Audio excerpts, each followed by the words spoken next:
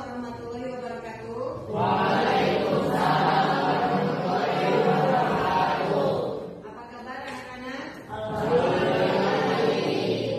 Semoga kita berada dalam sehat walafiat ya. Untuk pelajaran kali ini kita mulai dengan bacaan doa ya. Untuk memulai pelajaran kali ini kita awali dengan membaca doa dipimpin oleh Rizky. Silakan. Berdoa mulai.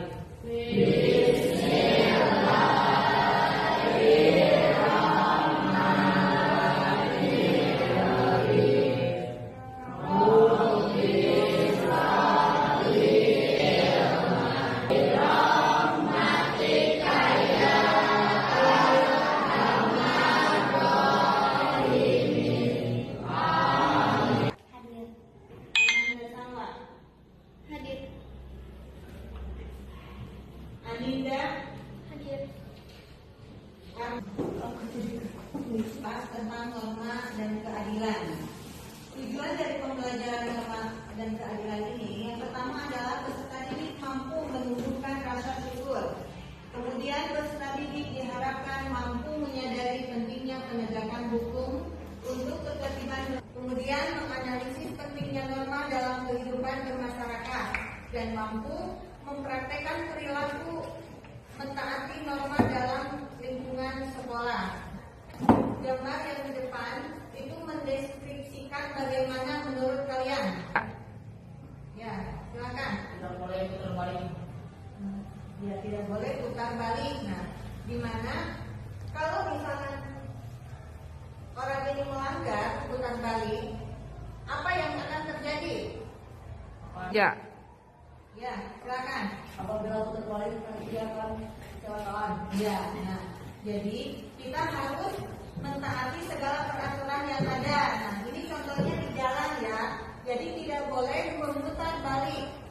Soalnya akan terjadi kecelakaan yang mengakibatkan fatal untuk keadaan pengendara tersebut ya.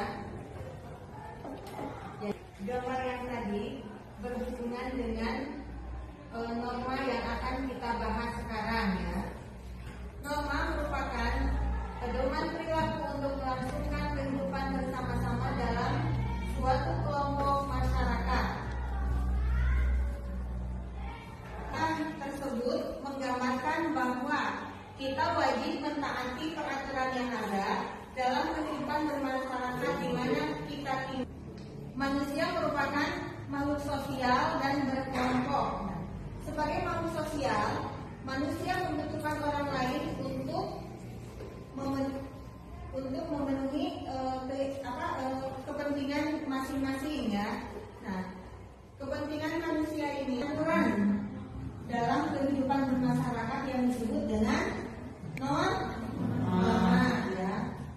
Norma diperlukan untuk mengatur hubungan antara manusia agar tidak terjadi kekacauan ya. Norma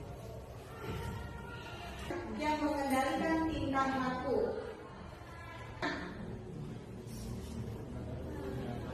Mengatur tingkah laku masyarakat. Yang kedua, yang ketiga,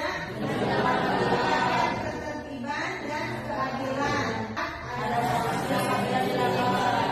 sanksi apabila dilanggar. Kalian harus mengerjakan lembar kerja berdasarkan kelompok masing-masing dan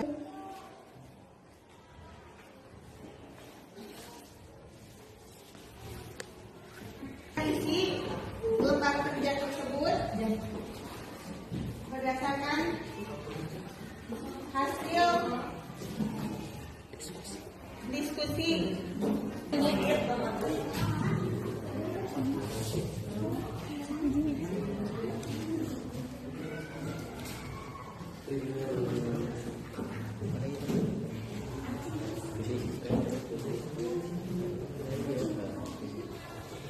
Tiga.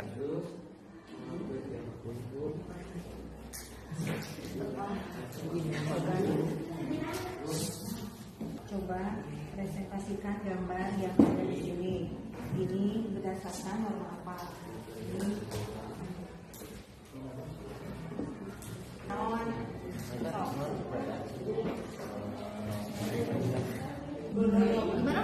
3. Tentang norma ya. Berarti nanti tugas anaknya mau seperti apa? Diharapkan nanti anak-anak bisa memahami dalam kehidupan kesehariannya. Ini bisa diterapkan dalam keseharian anak-anak.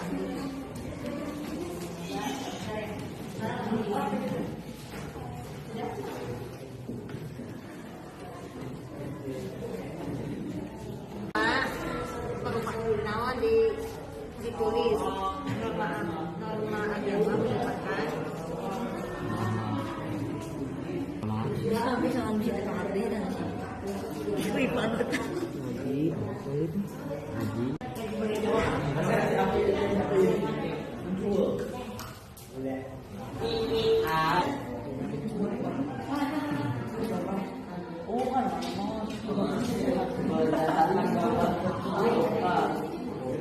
Silakan untuk kelompok 1 untuk mempresentasikan di depan. Silakan. Dengarkan. 3. Assalamualaikum warahmatullahi wabarakatuh.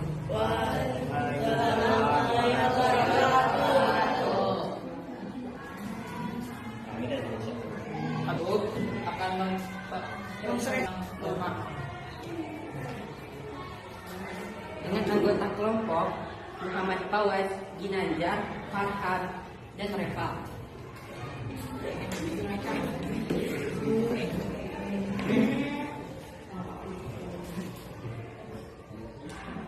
Ya. Hasil diskusi kami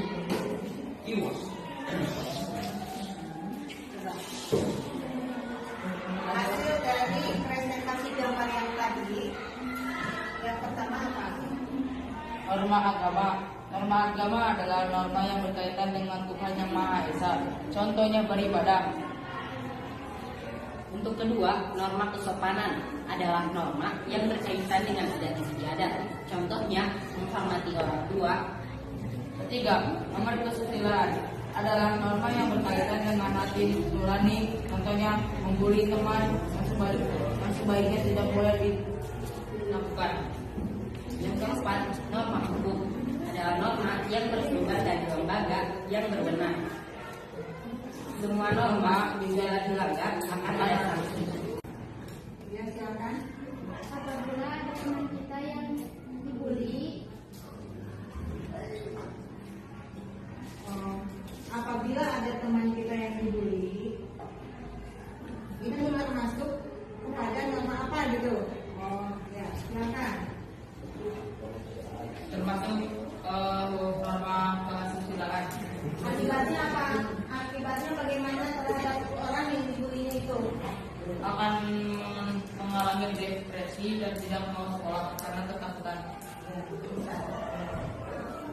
Hasil jawaban dari kelompok 1 bisa diterima?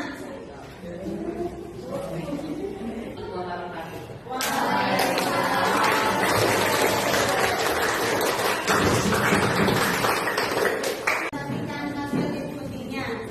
Sekarang bagian kelompok yang kedua. Silakan.